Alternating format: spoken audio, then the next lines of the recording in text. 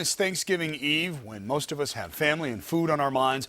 An eye-opening report about the constant struggle to eat for senior citizens in the city. That struggle affects more than 1 out of every 3 seniors, according to a new city-funded report. Our government affairs reporter Melissa Russo is here with a story you'll only see on 4. David and Linda, as you can imagine, most senior citizens are too proud to talk about this issue, and chances are you think it'll never happen to you, growing old and having to worry about food.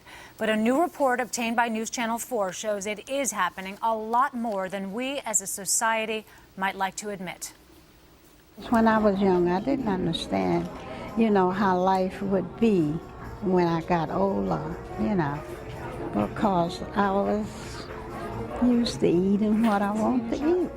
Marie Ash never dreamed that food would be a luxury later in her life, but here she is at age 75, and just like the years, her savings have gone faster than she imagined. Some things, like I really need that I can't afford. Marie was the only senior at her center willing to tell us on camera about her constant struggle for enough food, how she stretches her soups and eats just a third of her lunch so she can take the rest home to get through the weekend.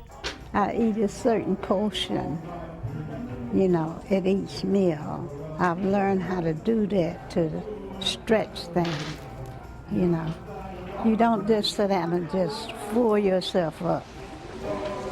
Just eat enough. The Council of Senior Centers and Services of New York interviewed more than 800 elderly New Yorkers in stores, food pantries, senior centers, and on sidewalks of 15 different neighborhoods. They found 35% are experiencing something called food insecurity, which means they worry regularly about having enough food, don't have enough money for food, or experience actual hunger. And remember, for many, that's after getting help from senior centers and local pantries.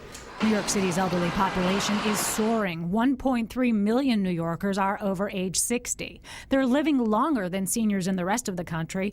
New Yorkers 85 and over are the city's fastest growing group. They're also poorer. 20% live in poverty. That's 250,000 older New Yorkers live with less than $10,000 a year. I don't know how anyone even does it in this city.